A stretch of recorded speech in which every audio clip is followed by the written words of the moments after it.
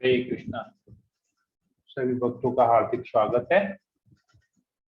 आज के संध्याकालीन भक्ति वृक्ष सेशन में हम लोग कृष्ण साधक का 7वां अध्याय कर रहे हैं। इस अध्याय में जो चर्चा का विषय है वो है भक्तों के जीवन में परीक्षाएं, जो अलग अलग स्तर पे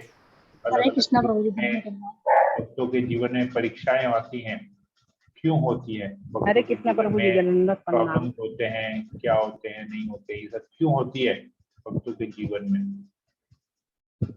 तो इसमें हमने पढ़ा कि किस प्रकार शिव जी के जो अनुयायी होते हैं वो आर्थिक रूप से या भौतिक दृष्टि से संपन्न होते हैं, बहुत ज्यादा संपन्न होते हैं विष्णु के भक्त के कंपैरिजन में, और किस प्रकार कृष्ण अपने भक्तों के ऊपर विशेष कृपा करते हैं, उनके सब भौतिक संपत्ति को हर लेते हैं और स्वयं अपने आप को भक्त के वो दे देते हैं।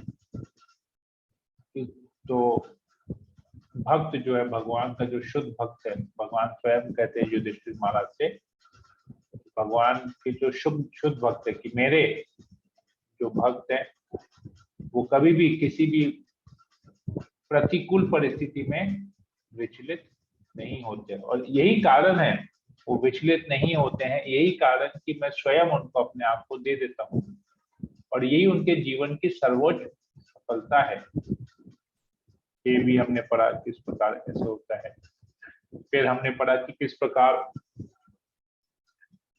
साधन दृष्टि से देखे तो भक्तों के जीवन में भी सुख दुख लगा रहता है, और साधारण लोग जो भक्ति नहीं करते उनके जीवन में भी सुख दुख है। तो दोनों में डिफरेंस क्या है, दोनों में अंतर क्या है।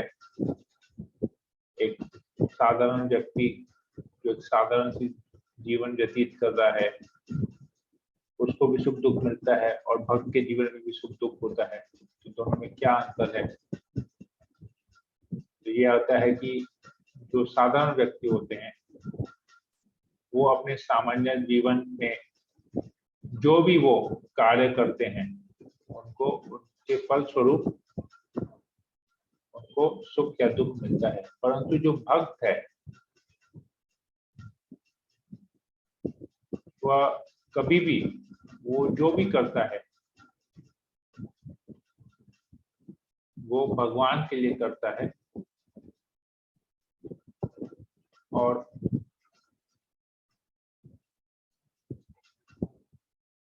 वो जानता है कि ये जो सुख और दुख है ये अस्थाई है, मतलब टेम्पररी है, परमानेंट नहीं है, अस्थाई है, क्योंकि वो भौतिक जगत में है। तो भौतिक शरीर उसको मिला है, उस शरीर की वजह से उसको सुख या दुख भोगना पड़ रहा है, परंतु वो किसी भी समय इस सुख और दुख, सुख या दुख से विचलित नहीं होता है, और वो अपनी भगवान के प्रति जो उसकी श्रद्धा होती है, उसकी भक्ति होती है, वो अटूट रहती है, दृढ़ रहती है। और यही दृढ़ता उसे, ये दृढ़ निश्चय, ये दृढ़ता जिससे वो भक्ति करता है वो उसे बंधन से, इस भौतिक जगत के बंधन से छुटकारा दिला देता है। परंतु जो सकाम कर्म में है या जो कर्मी है वो ये नहीं जानते, वो विचलित होते रहते हैं, हर बार अपने दुख को हटाने का, अपने जीवन से दुख को हटाने का प्रयास करते हैं, सुख भोगने के लिए सारे कार्य करते हैं, तो वो इस भौतिक बंधन में फंसे रहते हैं। ये सब हमने पढ़ा। फिर हमने एक अजामिल का उदाहरण भी पढ़ा कि किस प्रकार जो भक्त है वो अगर भगवान का स्मरण करता है, चाहे वो उसने कितने भी पाप क्यों न किए हो, अगर वो भगवान के प्रति शरणागत होता है, भगवान का स्मरण करता है, तो भगवान उसकी सहायता हमेशा करते हैं, भगवान उसकी रक्षा करते हैं। या अजामिल के उदाहरण से हमने पढ़ा कि किस प्रकार अजामिल मृत्यु की शैया में था, मृत्यु के समय उसने नारायण नारायण करके अपने पुत्र का पुकारा, परंतु जो वो नारायण, क्योंकि भगवान का नाम था, संकेत नाम आभास जिसे कहते हैं, तो वैसा उसने किया, परंतु वहां पर विष्णु के दूत आ गए और उन्होंने यमदूतों को हराया और अजामिल को एक नया जीवन, भक्तिमय जीवन उसे प्राप्त हुआ। और यहाँ तक कि यमराज ने यमदूतों को आदेश भी दिया है कि तुम कभी भी भक्त के समीप नहीं जाओगे, उनकी परछाई तक के पास नहीं जाओगे, और अगर तुमको भक्त को देखते हो तो तुमको सादर प्रणाम उनको करना है। ये इंस्ट्रक्शन दिया गया है। यहाँ तक हमने चर्चा किया। आज हम इस विषय में और आगे बढ़ेंगे। बहुत बड़ा अध्याय है ये, इससे समय लग रहा है इसको डिस्कस करने में। तो आज का अध्याय प्रारंभ करने से पहले हम लोग मंगलाचरण कर लेते हैं। ओम अज्ञानतिमिरान्धस्य ज्ञानांजनशलाकया चक्षुरुन्मीलितं येन तस्मै श्री गुरुवे नमः। नमो विष्णुपादाय कृष्णप्रेष्ठाय भूतले श्रीमते भक्तिवेदांत स्वामिनिति नामिने नमस्ते सरस्वती देवे गौरवाणी प्रचारिणे विशेष शून्याधिकारिणे वाञ्छाकल्पतरुभ्यश्च कृपा सिन्धुभैव च पतितानां पावनेभ्यो वैष्णवेभ्यो नमो नमः। जय श्री कृष्ण चैतन्य प्रभु नित्यानंद श्री अद्वैत गदाधर श्रीवासादि गौर भक्तवृंद। हरे कृष्ण कृष्ण कृष्ण हरे हरे, हरे राम राम राम। ओके, तो आज हम लोग पेज नंबर 39 के अंतिम पैराग्राफ को पढ़ेंगे।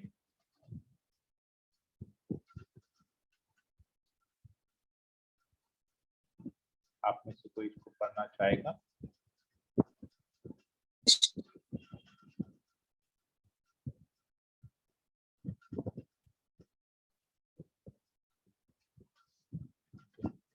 पढ़ना चाहेगा इसको? जी प्रभु जी। पढ़ लीजिए। हरे कृष्णा प्रभु। यह प्रश्न किया जा सकता है कि श्री भगवान भक्त को ऐसे कष्टों में क्यों डालते हैं। इसका उत्तर यह है कि जिस प्रकार कभी कभी पिता अपनी संतान पर निर्दय हो जाता है, भगवान का इस प्रकार का प्रबंध भी ठीक वैसा ही है। भक्त एक शरणागत आत्मा है और भगवान उसका भार उठाते हैं। अतः जब भी भगवान उसे दुखी जीवन की किसी भी परिस्थिति में रखते हैं, तब यह समझना चाहिए कि इस व्यवस्था के पीछे भगवान द्वारा नियोजित कोई विशाल योजना है। उदाहरण के लिए भगवान श्री कृष्ण ने पांडवों को ऐसी घोर दुखद स्थिति में रखा था कि भीष्म पितामह भी यह नहीं समझ पाए कि इतना दुख किस प्रकार हो सकता है। वे शोक करते थे। यद्यपि संपूर्ण पांडव परिवार के मुखिया सर्वाधिक पुण्य आत्मा राजा युधिष्ठिर थे, महान योद्धा भीम एवं अर्जुन उनके रक्षक थे, तथा सबसे बढ़कर यह है कि पांडव श्री कृष्ण के घनिष्ठ सखा तथा संबंधी थे, फिर भी उन्हें कितने कष्ट उठाने पड़े। किंतु बाद में यह सिद्ध हो गया कि भक्तों की रक्षा तथा दुष्ट कर्मियों के विनाश के अपने महान ध्येय के अंग के रूप में भगवान श्री कृष्ण ने ही इसकी योजना बनाई थी। चर्चा करें, भीष्म पितामह को क्या आश्चर्य हुआ। नंबर 2, भगवान कृष्ण पांडवों जैसे शुद्ध भक्तों को दुख की विषम परिस्थितियों में क्यों डालते हैं। हरे कृष्ण। हरे कृष्णा। बहुत बहुत धन्यवाद माता जी पढ़ने के लिए। तो यहाँ पर हम देखते हैं जैसे एक निर्दयी एक पिता होता है, वो कभी कभी संतान पर निर्दयी हो जाते हैं। निर्दयी पिता नहीं होते, अच्छा पिता होता है, परंतु वो कभी कभी अपनी संतान पर निर्दयी हो जाता है। उसे कुछ ज्ञान देने के लिए, उसको कुछ शिक्षा देने के लिए पिता कभी कभी अपने संतान पर कुछ ऐसा उसको दंड देता है। इसी प्रकार ये उस पिता का अरेंजमेंट रहता है। इसी प्रकार भगवान का भी अरेंजमेंट रहता है कभी कभी, क्योंकि भक्त भगवान के प्रति पूर्ण रूप से शरणागत होता है, तो भगवान उसका भार उठाते हैं। तो भगवान उसे ऐसी ऐसी परिस्थिति में डालते हैं। भगवान अपनी योजना बनाते हैं इस प्रकार, जिस प्रकार से वो भक्त भगवान के पूर्ण रूप से शरणागत हो सके। तो ये भगवान का एक प्लान रहता है। तो इसके पीछे हमको मतलब कहने का मतलब ये है कि हमारे जीवन में भी अगर कोई ऐसी विपरीत परिस्थिति आती है, प्रतिकूल परिस्थिति आती है, तो हमको ये समझ जाना चाहिए कि इसमें भगवान है और भाई इसमें भगवान की कोई योजना होगी और हमको अपना बेस्ट उस समय देना चाहिए कि जिस प्रकार हम भगवान के इस टेस्ट के ऊपर खड़े होते हैं। तो ये है, भीष्म पितामह भी नहीं समझ पाए, इतने दुखद अवस्था में थे पांडव, किस प्रकार उनसे पूरा राजपाट छीन लिया गया, उनको वनवास में भेज दिया गया, अज्ञातवास में थे, वनवास में थे, सब कुछ उससे छीन लिया गया। द्रौपदी को भी इस प्रकार, द्रौपदी के ऊपर भी अत्याचार किया गया। ये सब चीज भीष्म पितामह देखे, बोले कृष्ण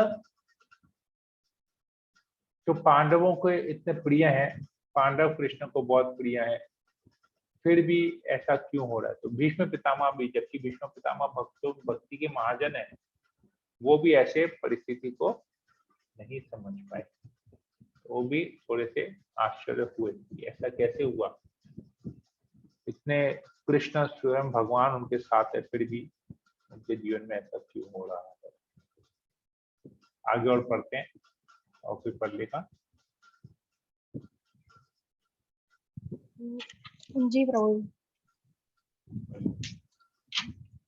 यहाँ एक अन्य प्रश्न उठाया जा सकता है कि यदि ईश्वर सर्वशक्तिमान है तो वे भक्तों को दुखी करके उनके सुधार का प्रयत्न क्यों करते हैं? इसका उत्तर यह है कि जब श्री भगवान अपने भक्त को दुख की अवस्था में डालते हैं तब इसका कोई प्रयोजन होता है। कभी कभी उद्देश्य यह होता है कि दुख में श्री कृष्ण के प्रति भगवान की आसक्ति में वृद्धि हो जाती है। उदाहरणार्थ जब पांडवों की राजधानी छोड़ने से पूर्व ही श्री कृष्ण प्रस्थान की आज्ञा मांग रहे थे, तब कुंती देवी ने कहा, प्रिय कृष्ण, हमारे दुख की अवस्था में तुम सदैव हमारे साथ रहते हो।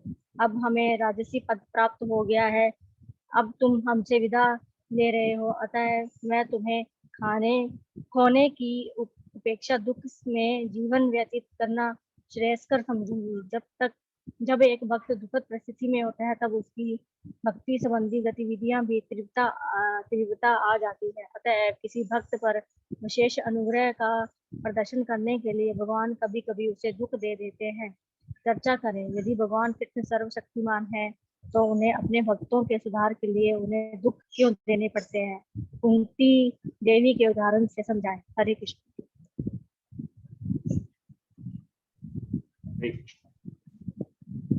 यहाँ पर एक और बहुत अच्छा प्रसंग आता है कि जब अगर भक्त भगवान को बहुत प्रिय है तो भगवान ऐसा क्यों करते हैं? भगवान जो सर्वशक्तिमान है, तो भगवान तो स्वयं ऐसा भी कुछ परिस्थिति क्रिएट कर सकते हैं भक्तों के जीवन में कभी दुख आए ही नहीं।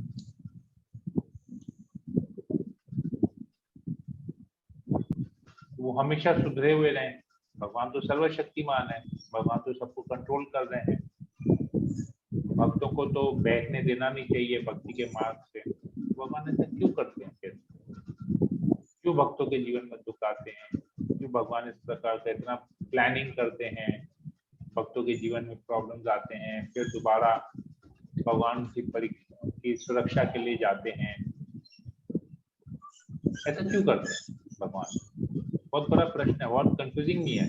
जब भगवान को बचाना ही है, यहाँ पर एक जगह पर है कि सारी परिस्थितियां भगवान क्रिएट कर रहे हैं, फिर आ रहा है कि उस परिस्थिति से निकलने के लिए भगवान ही आके भक्त की मदद करते हैं। अगर इसको भौतिक दृष्टि से देखा जाए, हालांकि कंपैरिजन थोड़ा सा गड़बड़ होगा, पर अगर भौतिक दृष्टि से देखा जाए तो जैसे कहते हैं ना कि गुटखा बनाने वाले कैंसर का हॉस्पिटल बनाते हैं। ऐसा सुना है आप लोगों ने कि जो गुटखा बनाते हैं वो लोग ही कैंसर का अस्पताल बनाते हैं। क्योंकि गुटखा खाने से क्या होता है? कैंसर होता है, मुंह का कैंसर होता है, और वही फिर कैंसर का हॉस्पिटल बनाते हैं, कैंसर ट्रीटमेंट करते हैं। तो जो बीमार कर रहा है वही उसका इलाज भी कर रहा है। ऐसे सुने ना? तो ये भौतिक दृष्टि से है, पर इसको हम भगवान से तुलना नहीं कर सकते, पर क्योंकि हमारा ये भौतिक बुद्धि है तो इसको समझने के लिए भौतिक एग्जाम्पल कभी कभी को यूज करना पड़ता है। तो भगवान तो सर्वशक्तिमान है, भगवान तो सबको समान दृष्टि से देखते हैं, भगवान कभी पक्षपात नहीं करते हैं। फिर भी भगवान कभी कभी अपने भक्तों को ऐसे विपरीत परिस्थितियों में डाल देते हैं। क्यों ऐसा करते हैं? वो तो चाहे तो भक्त के जीवन से चुटकी में कभी ऐसा दुख आने ही नहीं दे सकते भगवान, क्योंकि भगवान ऐसा कर रहे हैं, भगवान स्वयं कह रहे हैं।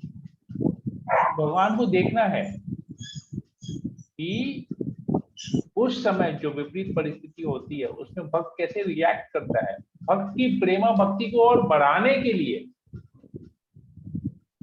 इस भक्त की भक्ति को और बढ़ाने के लिए भगवान ऐसा करते हैं कि भगवान इसमें आनंद पाते हैं। अपने भक्तों से जो उनको प्रेम मिलता है उस प्रेम में भगवान बहुत आनंद पाते हैं। हमको दुख देख के भगवान आनंद नहीं पाते, हमको दुखी देखते हैं तो भगवान अवतार लेके आते हैं। जब हमारे जीवन में, जैसे पांडवों के जीवन में प्रॉब्लम थी तो भगवान अवतार लेके आए। उसके माता पिता के जीवन में हम पढ़ रहे थे कुंती महारानी की प्रार्थनाएं रोज सुबह एक श्लोक करते हैं भागवतम का, तो कुंती महारानी बहुत सारे एग्जाम्पल देती है कि आप देवकी और वसुदेव की रक्षा करने के लिए आपने जन्म लिया, आप पांडवों की रक्षा करने के लिए आपने जन्म लिया, आप धर्म की स्थापना करने के लिए जन्म लेते हैं, आप दुष्टों का संहार करने के लिए, दुष्टों को अधर्म को विनाश करने के लिए आप जन्म लेते हैं। ब्रह्मा जी, आप देवताओं को, जब देवता परेशान हो गए थे कंस के अत्याचार से, तो ब्रह्मा जी ने आपको प्रार्थना किया और आप अवतरित हुए। ऐसे बहुत सारे रीजन उसमें बताते हैं, तो बहुत सारे रीजन हैं, तो वही बताया जा रहा है। भगवान का मुख्य कारण होता है अपने भक्तों की रक्षा करने के लिए।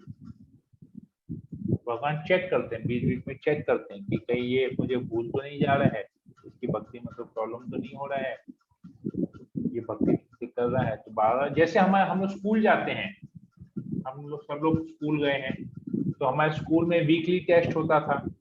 क्यों वीकली टेस्ट होता था? टीचर तो पढ़ा रही है, फिर पूरे हफ्ते में फिर 15 दिन में एक बार टेस्ट दे दिया, और सब्जेक्ट में 10 मार्क का एक टेस्ट हो गया, 20 मार्क का टेस्ट हो गया, क्लास टेस्ट हो गया एक। तो क्यों टेस्ट देते? वो पढ़ा रही है, हम तो पढ़ रहे हैं, तो टेस्ट की क्या जरूरत है? तो टेस्ट की इसलिए जरूरत है क्योंकि हमने जो पढ़ा है हमने उसको ठीक से समझा है कि नहीं, हमें याद है कि नहीं। अगर नहीं है तो दोबारा उसको याद करेंगे, उस टेस्ट को में उसको जो होगा उसमें उसका उत्तर लिखेंगे, प्रश्नों का उत्तर लिखेंगे, तब टीचर चेक करेगी कि वाकई में हम सिंसियर है कि नहीं। इसी प्रकार हम साधना करते हैं, 16 माला जप करते हैं, 4 नियमों का पालन करते हैं, भगवान की सेवा पूजा करते हैं, अर्घ्य विग्रह की पूजा करते हैं, भोग लगाते हैं, आराधना करते हैं, सब कुछ करते हैं। लेकिन करते हम इस सब चीज को कैजुअली ले लेते हैं, हम बहुत रिलैक्स कर लेते हैं, इसको इतना सीरियसली लेते हैं अपने भक्ति में जीवन को। तो जो भगवान के प्रति जो हमारे शरणागति का जो स्टेटस है वो कभी कभी ढीला पड़ जाता है, गड़बड़ा जाता है। तो इसीलिए फिर ये प्रॉब्लम्स आते हैं। जैसे टीचर क्लास टेस्ट लेता है, अच्छी तरह से पढ़ा रही है, हर स्टूडेंट अच्छी तरह से उसको अटेंड करता है, सारे क्लास को अटेंड करता है, सोता नहीं है बीच में, बस ध्यान पूर्वक, कभी कभी कुछ समझ में तो प्रश्न भी पूछता है, उसके बावजूद भी टीचर क्लास टेस्ट लेती है सबका, वो भेदभाव नहीं करती है, सबका टेस्ट लेती है। उस क्लास में अगर 50 बच्चे तो 50 को लिए सेम क्वेश्चन रखती है, 50 के लिए मार्किंग भी सेम रहता है, रिजल्ट का जो क्राइटेरिया होता है मार्किंग करने का सब कुछ सेम रहता है, वो भेदभाव नहीं करती है, पक्षपात नहीं करती है। तो कृष्ण भी ये चेक करते हैं कि हम जो भक्ति कर रहे हैं, हम जो साधना कर रहे हैं, वो कितनी तीव्रता है उस साधना में, कितनी श्रद्धा है उस साधना में, हम जो भक्ति के गतिविधियों को पालन कर रहे हैं उसमें कितनी तीव्रता है, उसको टेस्ट करने के लिए बीच बीच में हमारे लाइफ में भगवान एक क्वेश्चन पेपर कर लेते हैं या क्लास टेस्ट कर लेते हैं। फिर ऐसे करते करते फिर एग्जाम आता है, मेन एग्जाम आता है, जिसमें हम फिर एक क्लास से दूसरी क्लास में प्रमोट होते हैं। तो वो एग्जाम हमारे जीवन में मृत्यु का एग्जाम है। हम मृत्यु के समय जब हमारा शरीर चेंज करने का बारी आ गया, जैसे हम क्लास 9 से क्लास 10 में गए या क्लास 10 से क्लास 11 में गए, क्लास चेंज होता है, सब्जेक्ट चेंज होते हैं, पढ़ाई और हार्ड हो जाती है। तो इसी प्रकार हमारा भी एक शरीर से दूसरे शरीर में जाने का समय आ जाता है, तो वो हमारा मेन एग्जाम होता है। उस एग्जाम में हम पास होते हैं कि फेल होते हैं। तो पास होना मतलब अगर हम एग्जाम में अच्छी तरह से सब कुछ हमको याद रहता है, हमने जो भी पूरे साल में पढ़ा हमको याद रहता है, हालांकि बीच बीच में हमने टेस्ट दिए फिर भी हमको याद रहता है, तो हम अच्छी तरह से लिखते हैं तो हम पास हो जाते हैं। इसी प्रकार सारा जीवन हमने भक्ति किया है, साधना की है, भगवान का नाम जप किया है, भगवान की सेवा की है, आराधना की है, पूजा की है, बहुत कुछ किया है, प्रचार किया है, भक्तों का संग किया है। बीच बीच में टेस्ट हम बाद बीच में भगवान को भूल जाते हैं तो थोड़ा सा रिलैक्स हो जाते हैं, तो फिर एक कुछ ऐसी विपरीत परिस्थिति आती है, भगवान के वापस श्रद्धापूर्वक शरणागत हो जाते हैं। अंतिम समय में जब शरीर छोड़ने का बारी आता है, एक शरीर से दूसरे शरीर, एक क्लास से दूसरे क्लास जाना, हायर लेवल में जाना, एक लेवल से ऊंचे लेवल में ला जाना, तो तब जो टेस्ट होता है मृत्यु का टेस्ट, उस समय हम भगवान को कितना याद करते हैं, उसके ऊपर हमारा पूरा रिजल्ट डिसाइड होता है कि अब हमको अगला शरीर कैसा मिलने वाला है। जैसे बोर्ड एग्जाम रहता है या क्लास का फाइनल ईयर रहता है, उसके एग्जाम के मार्क्स के बेस के ऊपर हमारा प्रमोशन हुआ कि नहीं अगले क्लास में। बात इसी प्रकार एक शरीर से दूसरे शरीर में कैसा शरीर हमको मिलने वाला है, आध्यात्मिक शरीर मिलने वाला है या भौतिक शरीर मिलने वाला है, उसके ऊपर पूर्ण रूप से वो डिपेंड करता है। ठीक है, आगे कोई पढ़ लेगा इसको। हरे कृष्णा प्रभु।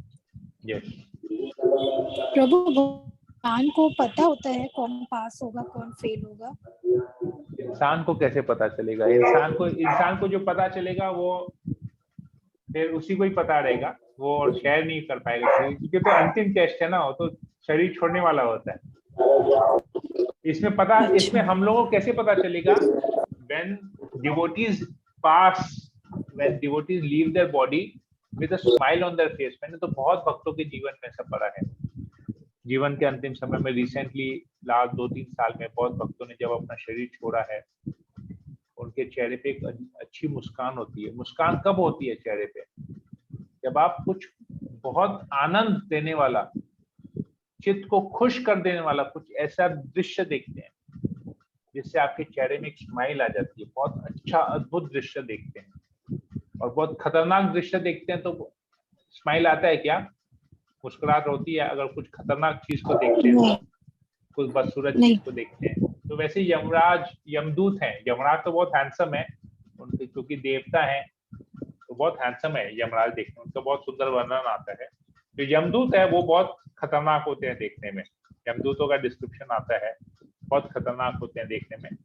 तो उनको देख के लोगों को डर लगता है, तो मल मूत्र भी त्याग हो जाता है अंतिम समय में। तो वो समझ लीजिए वो बहुत मल मूत्र निकलना अंतिम समय में और शरीर छोड़ना, तो समझ लीजिए वो नीचे की योनि में गया है, बहुत खराब है, उसने बहुत भयंकर कुछ दृश्य देखा हुआ। जो चेहरे से मुस्कुरा के शांति से जो अपना छोड़ देते हैं शरीर, वो समझ लीजिए उनका बहुत अच्छा गति उनका हुआ है, ये हम समझ सकते हैं। ये पर कैसे समझेंगे? शास्त्र का ज्ञान होगा तभी समझ पाएंगे। शास्त्र का ज्ञान नहीं होगा तो खाली स्पेकुलेशन करते रहेंगे, कंफर्मेशन कुछ नहीं होगा। पर जब शास्त्र पढ़ेंगे, भागवत पढ़ेंगे बहुत सुंदर तरीके से, तब उसमें पूरा डिस्क्रिप्शन आएगा कि कैसे क्या होता है, लोग शरीर छोड़ के कैसे जाते हैं, क्या किस परिस्थिति में वो लोग शरीर छोड़ते हैं, क्या होता है अंतिम समय में, और उन लोग की गति क्या होती है, सब उसमें आता है। राइट भावना?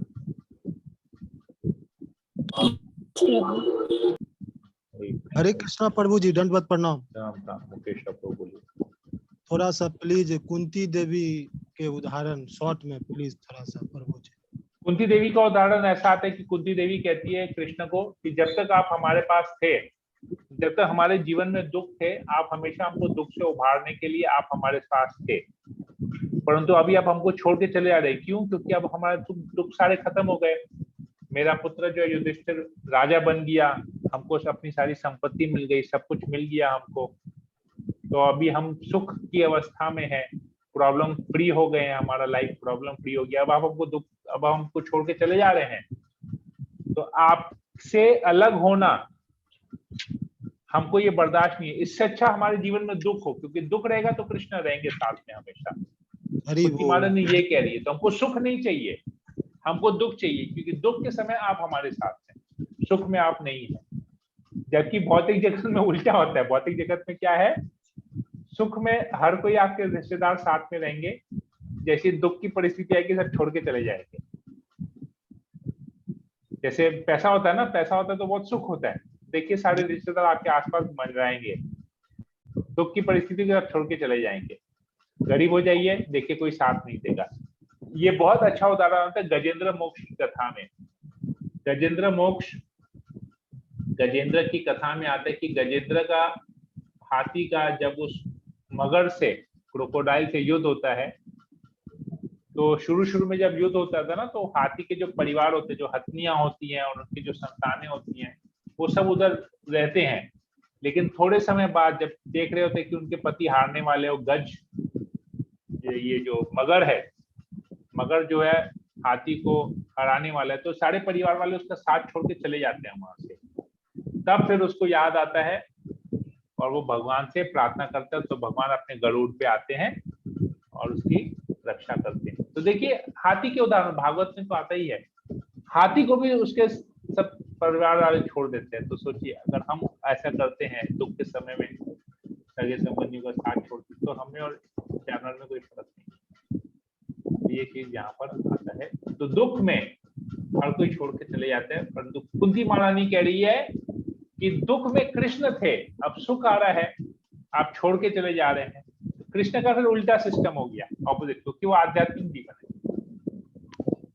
सुख में कृष्ण छोड़ के जा रहे हैं, दुख में कृष्ण थे। तो भगवान का यही भगवत्ता है, हमेशा भक्त के साथ रहता है। कोई भी विपरीत परिस्थिति हो, भक्त का साथ कभी नहीं छोड़ता।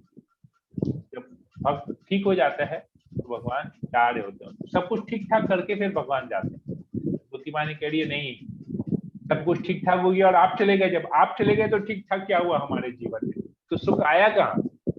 आप तो आनंद के सोर्स हैं, आप ही चले जा रहे हैं तो सुख कहाँ? ये तो टेम्पोररी है, रियल सुख तो आपके साथ है। तो हमारे पास जो दुख है वही हमारे लिए अच्छा है, क्योंकि तब आप हमारे साथ में हैं। तो ये कुंती महारानी का यहाँ पर प्रार्थना है।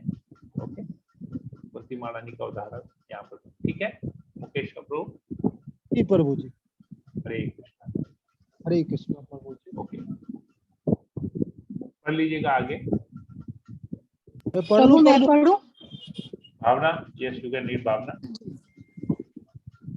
के अतिरिक्त कहा जाता है कि जिन्होंने दुख की तिक्तता का अनुभव किया है उन्हें सुख की मधुरता और अधिक मधुर लगती है। अपने भक्तों की दुख से रक्षा करने के लिए ही परमेश्वर इस जगत में अवतीर्ण होते हैं। दूसरे शब्दों में, यदि भक्तों में दुख न होता तो भगवान भी अवतार न लेते। जहाँ तक दुष्कर्मियों तथा असुरों को मारने का प्रश्न है, तो वह उनकी विभिन्न शक्तियों के द्वारा भी सरलता पूर्वक किया जा सकता है। जैसे कि उनकी बहिरंगा शक्ति दुर्गा देवी ने उनके असुरों का वध किया। अतएव ऐसे असुरों का वध करने के लिए भगवान को स्वयं अवतार लेने की आवश्यकता नहीं है, किंतु जब उनके भक्त दुखी होते हैं तब उनको आना ही पड़ता है। भगवान नरदेव हिरण्यकशिपु का वध करने के लिए नहीं, अपितु प्रहलाद से मिलने तथा उनको आशीर्वाद देने के लिए प्रकट हुए थे। दूसरे शब्दों में, प्रहलाद महाराज को अत्यधिक कष्ट दिए गए थे, अतएव भगवान प्रकट हुए। चर्चा करें, परम भगवान आध्यात्मिक जगत से अवतार कब लेते हैं? Hare Krishna. Hare Krishna. Thank you for reading. तो यहाँ पर मुख्य कारण है कि भगवान अपने भक्त के मिलने से लिए आते हैं। तो भगवान को भक्त से मिलने के लिए कुछ चाहिए होता है रीजन, इसीलिए भक्तों के जीवन में पीड़ा होती है। असुरों का वध करना तो भगवान के बाएं हाथ का खेल है, वो भगवान की शक्ति कर देता है। भगवान को असुर का वध करने के लिए आने की जरूरत नहीं है। वो भगवान अपनी लीला करने के लिए भक्तों के साथ अपने प्रेम का आदान प्रदान और बढ़ाने के लिए, भक्तों के ऊपर कृपा करने के लिए भगवान यहाँ पर आते हैं। ये भगवान का मेन रीजन है, भक्तों के लिए आते हैं। असुरों का वध करना सेकेंडरी इशू है। भक्तों के लिए, भक्तों की रक्षा करना या भक्तों के लिए प्रेम का आदान प्रदान करना, भक्तों से मिलना, ये उनका मेन रीजन है। इसीलिए भगवान बार बार अपने आचार्य जगत को छोड़ के इस जगत में आते हैं, भक्तों को कृपा करने के लिए। भक्तों से मिलने के लिए आते हैं। हरे कृष्णा। तो हम यहीं पर ही आज रखते हैं इसको, और भी बहुत कुछ है चर्चा करने के लिए,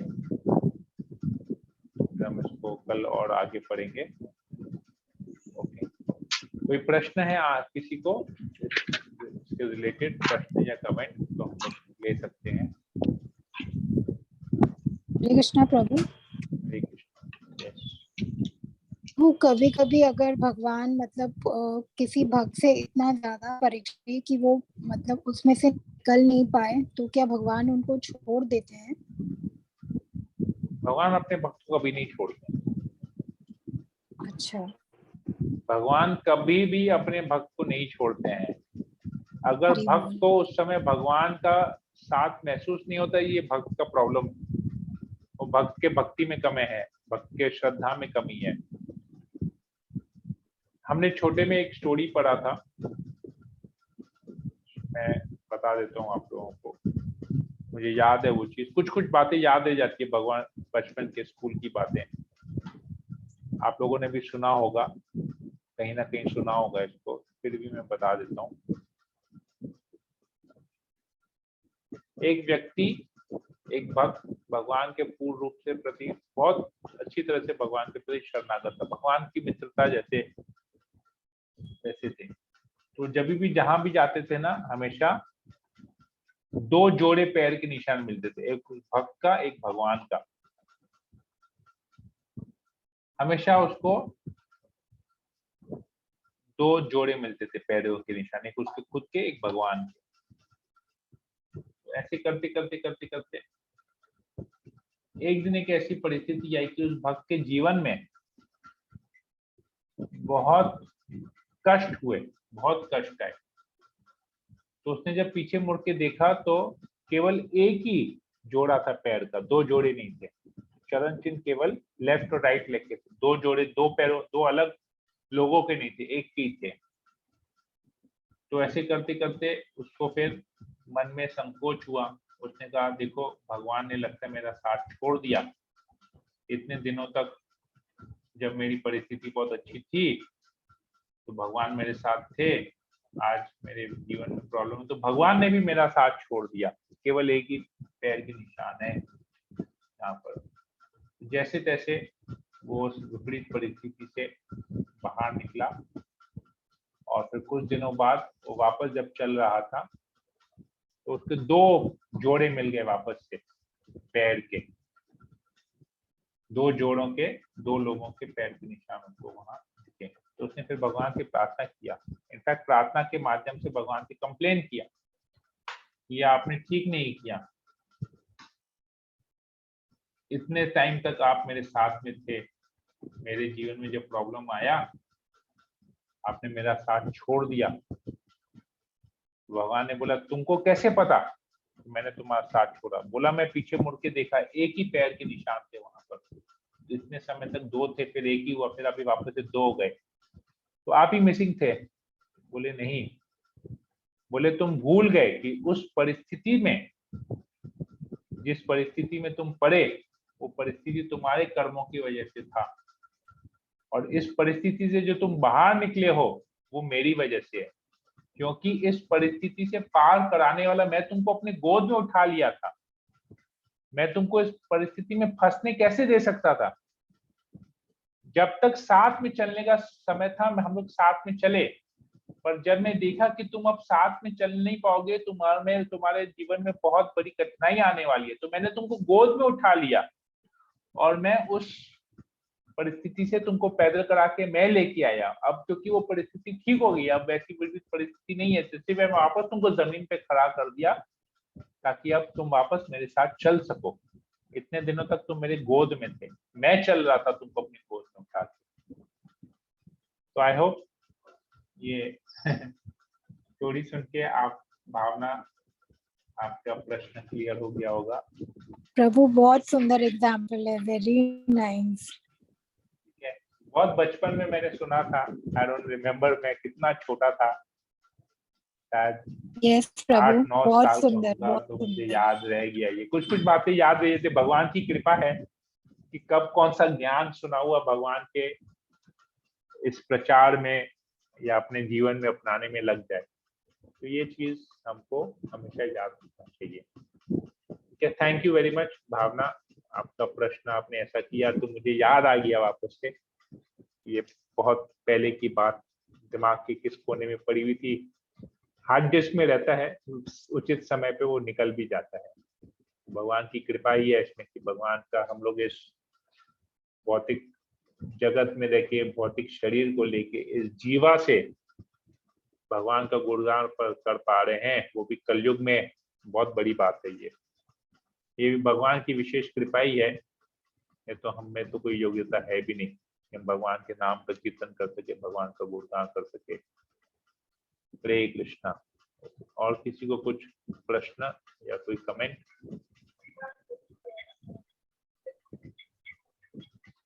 सुनीता माता जी, आपको कुछ पूछना है?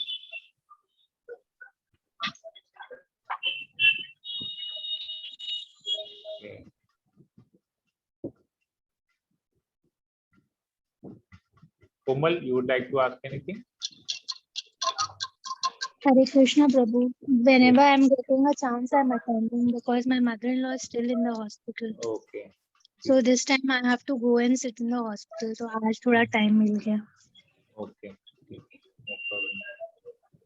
हरे कृष्णा। Okay. तो और किसी को कोई प्रश्न नहीं है तो हम लोग फिर सेशन को यहीं एंड करते हैं। हरे कृष्णा कृष्णा कृष्णा हरे हरे, हरे राम राम राम हरे हरे। वांछा कल्पतरुभ्यश्च कृपा सिन्धुभ्यैव च पतितानां पावनेभ्यो वैष्णवेभ्यो नमो नमः।